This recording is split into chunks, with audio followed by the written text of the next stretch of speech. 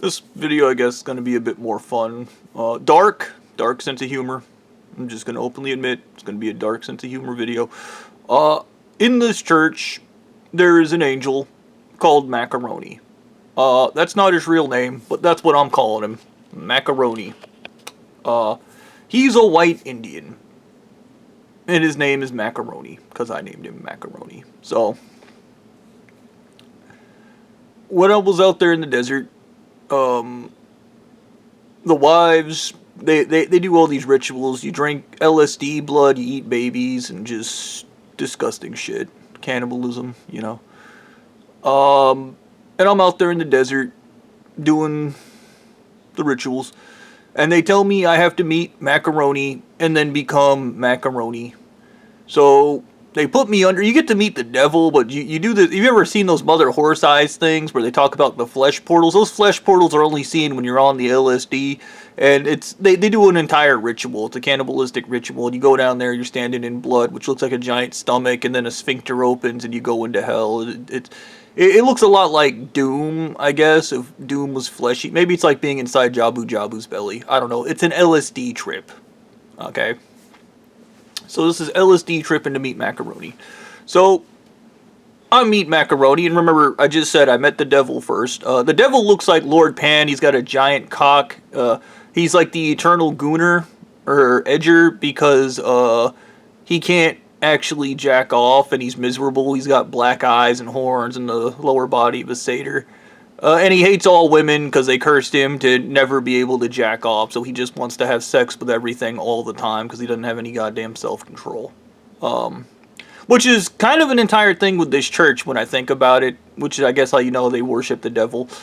But I guess this is a little bit on false prophets, because the wives put me under. They do all the they give me all the drugs, and they hypnotize me, fuck up my mind, send me into the portal out there in the temple that you only see when you're high on LSD.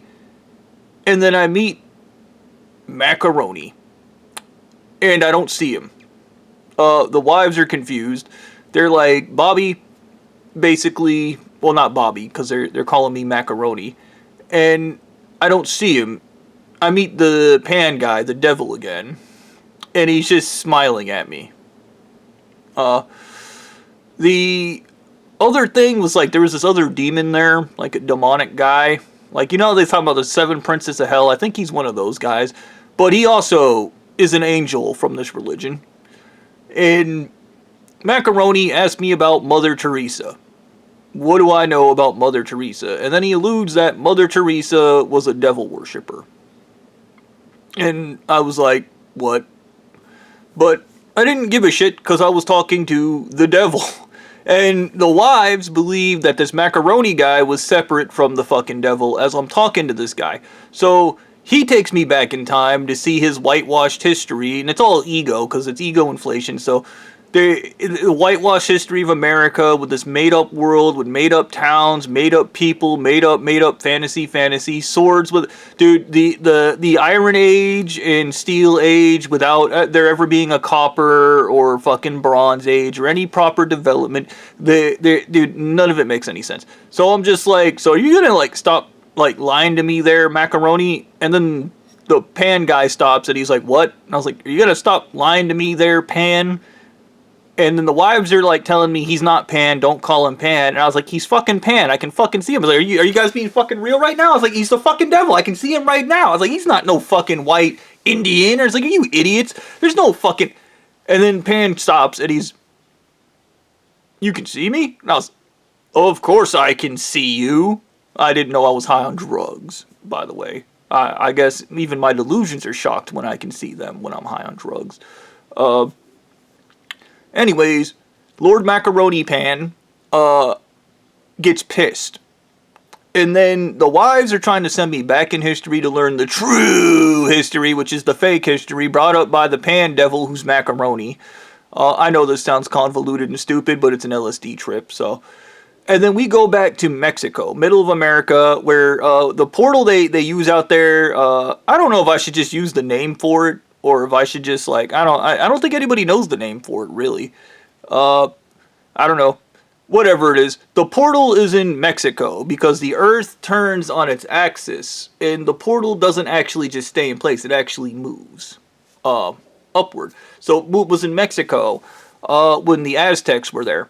But in Macaroni's story, the Aztecs were white people with swords, and they had a vast kingdom, and they practiced human sacrifices every now and then. You know, just something to do on Sundays, basically. But what I see is the Aztec culture covering themselves in, like, I don't know what you call it, some shit that makes them red. It's like powder. And they have copper phosphate, and they're painting with that. And there's guys building a town. They have their own little stone model. It's really impressive. They have their own systems, their own government. And I'm experiencing this. I'm like some guy in the crowd, you know. I'm just like looking, like you're like watching TV, but you're looking through like some guy in the crowd, some dude like witnessing human sacrifices. And they're committing human sacrifices, and the guy at the top of the tower is getting high on these red flowers. So he can communicate with the same portal that this church uses to communicate with. In exchange for seeing the future and prophecies, they kill people, cut their hearts out, and eat them. They sacrifice children, they sacrifice women, they sacrifice babies. And they're doing all this evil shit at the top of this tower. And I'm like, man, this kind of looks like some Mortal Kombat 2 shit, you know? And the wives are like, shut up, Bobby, and focus. And I'm like, looking around this place, and I'm kind of like looking for something to eat. I guess the guy I was possessing at the time was kind of hungry. So, Macaroni, because I'm not seeing his vision where everybody's white and these human sacrifices are civilized. They're kind of just like ancient. The weapons, they're pre-metal. They're like obsidian blades and sharp rocks and sticks and shit. That kind of jazz, you know. The pre-Stone Age. Oh, I guess they're Stone Age. They're Stone Age because they're stones. Yeah, obsidian's a stone, so yeah, Stone Age. Anyways, my guy wanders off. He sees some chick. She's kind of skinny. But he goes after her, and they start fucking. And I start telling the wives I'm fucking some chick, and they're like, give us a minute, we'll switch you to somebody else that's out there in the crowd. So they switch me to somebody else that's closer, way closer, because I turn into the priest guy at the top of the stone that's using the same portal that this church uses. He's killing some dude and reaching up into his chest cavity. Like, he's cut him open at the abdomen and is reaching up into his chest cavity. He pulls the guy's heart out, starts eating it, and then, like, he eats the flowers, and he drinks this blood cup of drugs, and he starts seeing the future. But then the devil's in charge of this future. Like, the Macaroni guy, he's in charge of it. And he starts telling the dude, the white man's gonna come, and the white man is the great savior. They're gonna come to Mexico, and civilize the Aztec population.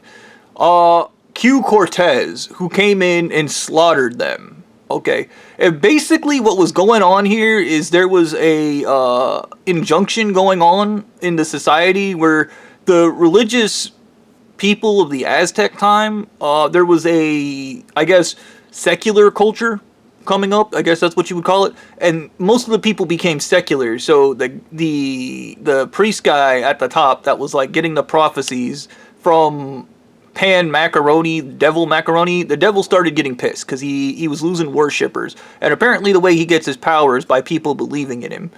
Even if he's not who he's supposed to be. As long as you interact with him, he's winning. So he turns self-righteous and is like, I'm going to kill everybody by telling him Cortez is going to save them. And Cortez does the exact opposite to save them. He kills them, he sacks the city, he destroys everything. And then that portal slowly migrates up through Texas and into Utah. After the devil packs up and moves because the earth is turning. So I end up telling the wives that Macaroni guy isn't real. The other angel you guys sent me to talk to isn't real. They're Pan. And then they start telling me I can't possibly know that. And I tell them, and this is funny, I didn't talk about this, but it actually caused a schism in Buddhism, which resulted in the U.S. military barricade protecting the Dalai Lama. And we got into a fight, and he started killing our guys. So, because we were in a turf war, I literally sent the U.S. military in to murder him. I'm not proud of that. but I did that when I was president. But I'm out there and I'm witnessing the false prophets and how they come about. And it's all about discovering this portal, and this portal anoints people. Only the most demented, fucked up, crazies of the crazies can use this demented portal that lets you see the future, kind of, but not really. You see a future they want you to create, if that makes sense.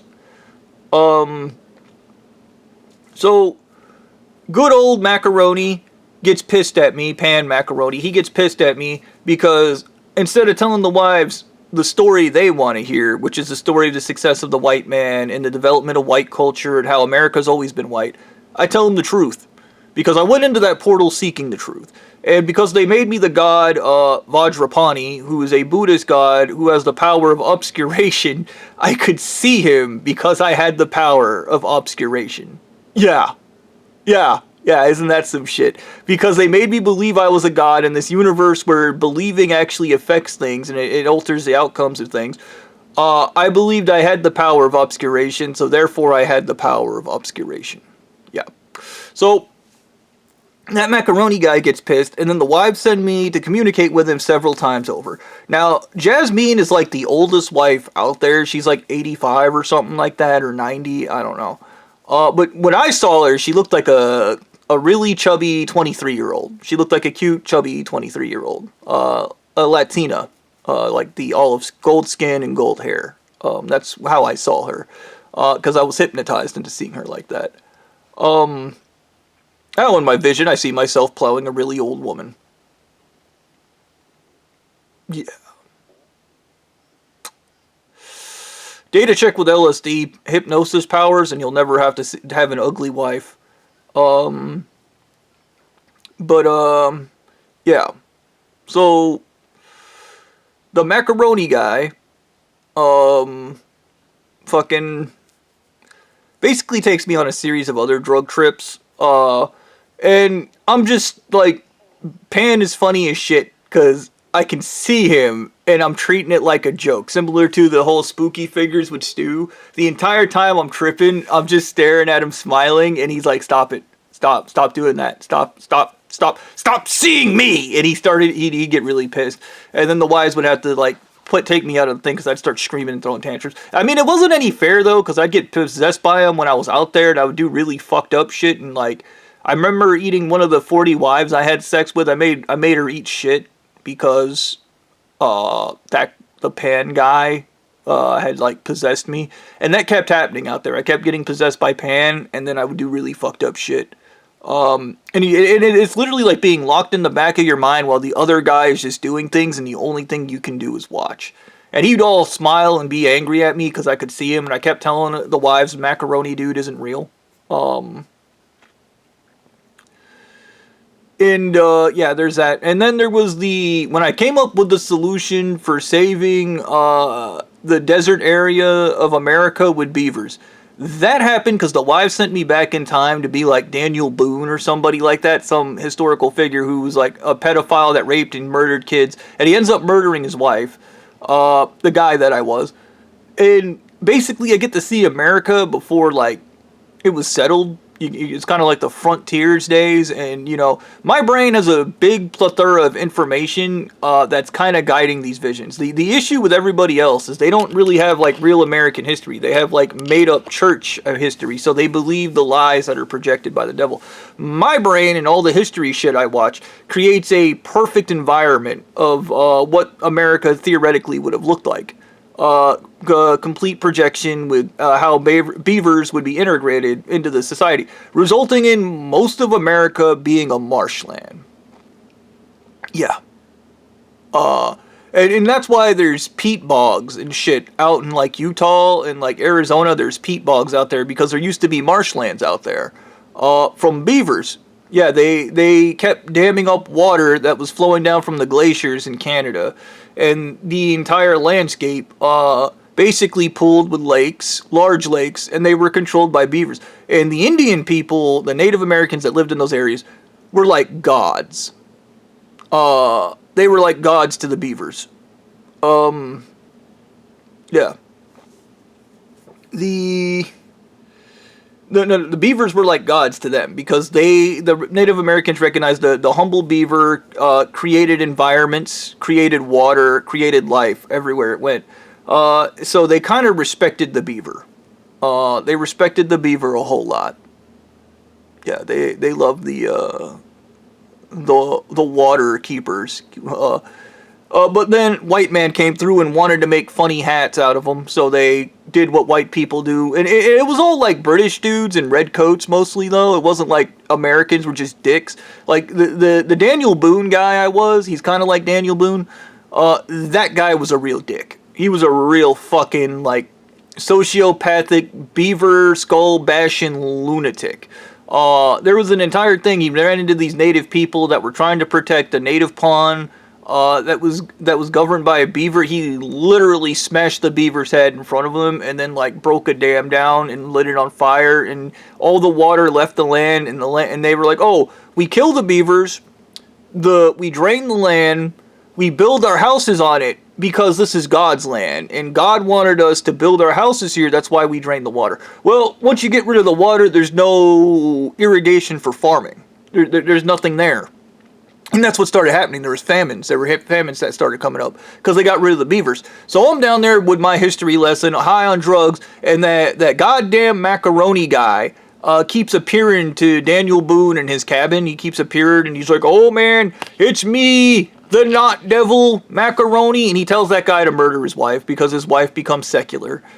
He tells him that his kid's gonna grow up. Apparently, his kid would have grown up to be like, he would have destroyed the church, like. And that's weird to say because this is like the 1800s or some shit, like 90s, 1840s. It might be 1840s. I don't know. I'm bad with time, so it's like I don't know, 1845. Some war breaks out. There's a bunch of angry Mexicans. A bunch of crazy shit happens. That dude murders his wife. Her kid survives. And then he goes and murders the kid. Like, the kid grows up a little bit, and then he goes and murders him. Because that kid was, like, working through the U.S. government to make an attempt at destroying their church. He was literally trying to destroy the church. So they murder him. This results in, like, this massive human trafficking ring, which is what the church is. It's a massive human traffic. Gaining more power and land in that area. With the death of that guy. I don't know what was up with that, but the redcoats start murdering beavers maliciously, and it destroys all the land in the area. All the bogs and shit are gone. By the time they settle with all these wars and fights and turf wars, and the church members are motherfuckers because they start poisoning and killing troops long before the battles even start. Like, they start poisoning people on the enemy side. They start engaging in extra war activities. They at one point they murder a whole bunch of innocent people and then run into their church and just scream. They cry uncle and scream they're the victims in it. And they're all fake crying and trying to get people, and then people have sympathy for them. And then the very people that had sympathy for these people come out and murder them. And that Marooni guy's all like in the church telling them this shit. Anyways, the reason I brought up Jasmine's age is because I'm telling these stories, and then I'm suddenly sent further back in time where I see a giant salamander, and she starts telling me that's what the original prophet saw, was a salamander, and then everybody else was saying it wasn't a salamander, and everybody got the story wrong. The true story is he saw a salamander that was the devil, that later turned into Pan, that later turned into that macaroni guy. That's what happened. Thank you.